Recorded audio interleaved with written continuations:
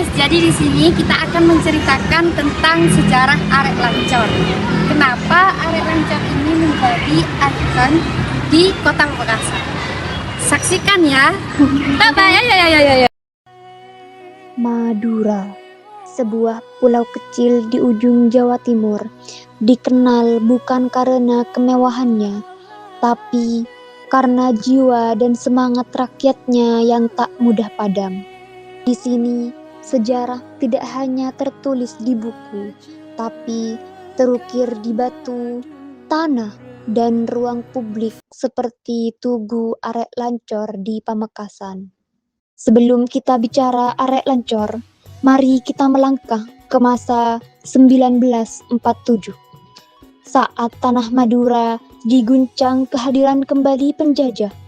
Di tengah perjuangan merebut dan mempertahankan kemerdekaan di Kabupaten Pamekasan, rakyatnya bangkit dengan cara yang mengejutkan. Pada 4 Agustus 1947, pasukan Belanda mendarat di Camplong dan Berenta Pasisir, lalu menguasai kota Pamekasan 2 hari kemudian. Di tengah ketakutan, kelompok pejuang, para laskar, dan rakyat Pamekasan tak mau menyerah begitu saja. Mereka bergerak dari kampung ke kampung dengan senjata seadanya, celurit, bambu runcing, dan semangat yang lebih tajam daripada besi. Tugu Arek Lancor dalam arti sejarah ini adalah monumen simbolis untuk mengingat kembali peristiwa heroik itu.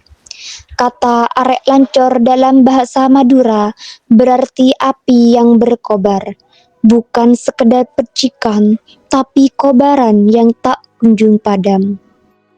Di Tugu Arek Lancor, api itu diwujudkan dalam bentuk 5 bilah celurit yang menyala, menggambarkan bahwa semangat rakyat Pamekasan tak pernah surut meski penjajah datang dan pergi. Celurit, senjata tradisional Madura yang sering dipahami sebatas alat kekerasan, padahal di baliknya tersimpan nilai budaya yang lebih dalam. Keberanian yang artinya tidak takut melawan penjajah, kegagahan, rasa martabat dan harga diri, kemandirian, siap mempertahankan hak tanpa bergantung pada pihak lain.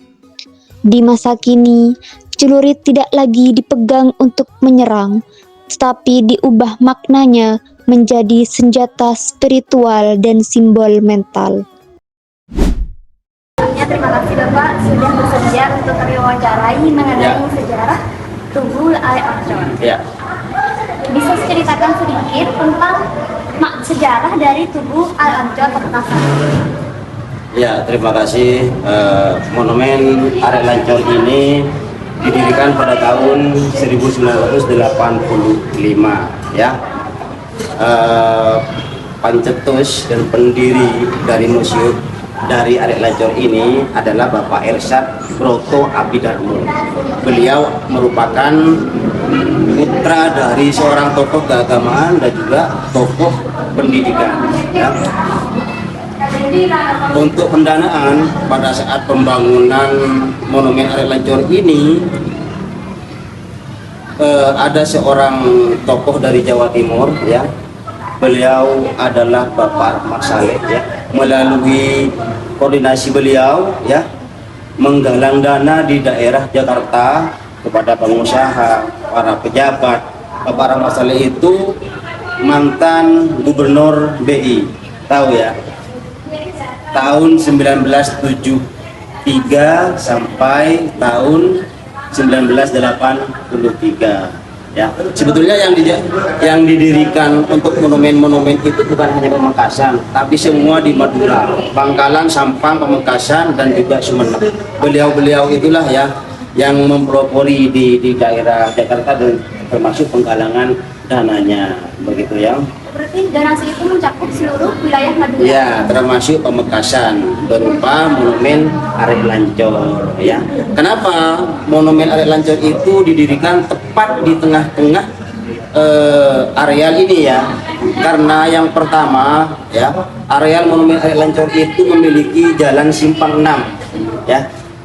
Jarang ya, simpang 5 ada di daerah Jawa Tengah ya, Semarang. Di Pamekasan ini ada simpang 6, makanya didirikanlah Monumen Arek Lancor ini yang dijadikan sebagai apa namanya sebagai apa namanya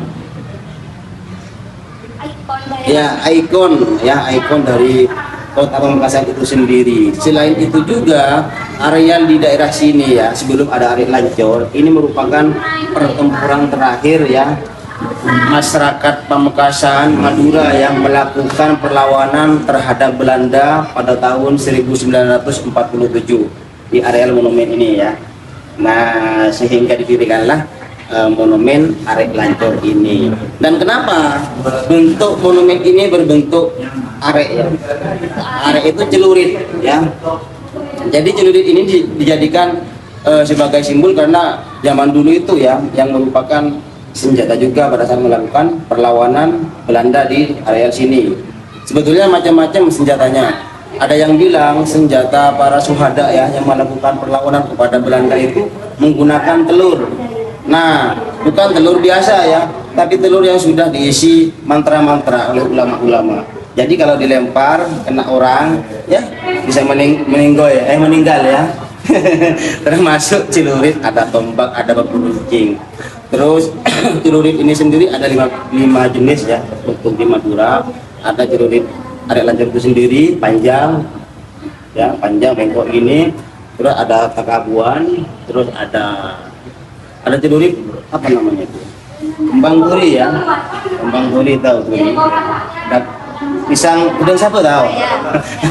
Ya, ada celurit takabuan ya. Ada 5 sehingga dijadikan simbol apa namanya ya sebagai tempat mengenang ya tempat terakhir pertempuran masyarakat Pamekasan itu sendiri. Untuk anggota-anggotanya banyak ya, ada dari unsur pemerintah seperti TNI juga ada dari himpunan-himpunan para pemuda-pemuda Pamekasan ya, PMI juga tergabung pada saat itu. Terus untuk tingginya ya, monumen Arek Lancor itu yang paling tinggi itu 25 meter ya. Ya, 25 meter terbuat dari beton ya yang dilapisi dengan baja yang sekiranya ini kuat bertahan ya, enggak erosi dan macam-macam berpuluh-puluh tahun. Jadi dikonsep seperti itu ya. Apa lagi ya? Untuk itu bentuk kobaran api itu kan selain celurit kan juga ada simbol kobaran api. Mana kobaran api yang Arek Lancor? Ya. Sebetulnya bukan kobaran api, itu memang bentuk 5 jenis celurit itu sendiri ya, satu-satu, makanya kan ada yang sedikit beda ya, bukan kobaran apinya. Terus ya, Lalu untuk itu, kenapa sih kok harus pakai simbol itu? Apakah karena Madura ini terkenal dengan kekerasannya? enggak, sebetulnya bukan soal itu ya. Celurit itu awal mulanya bukan berperan sebagai senjata perlindungan diri ya.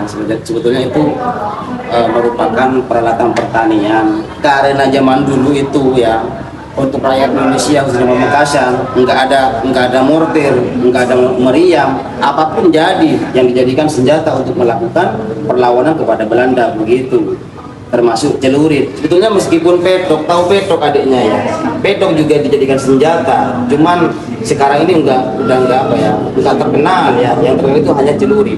Petok itu celurit yang kecil, skala arau itu loh. Nah, sama itu ya. Oke, cukup. Ya, sudah. Ya. Sudah, terima kasih Bapak atas waktunya. Ya, sama-sama.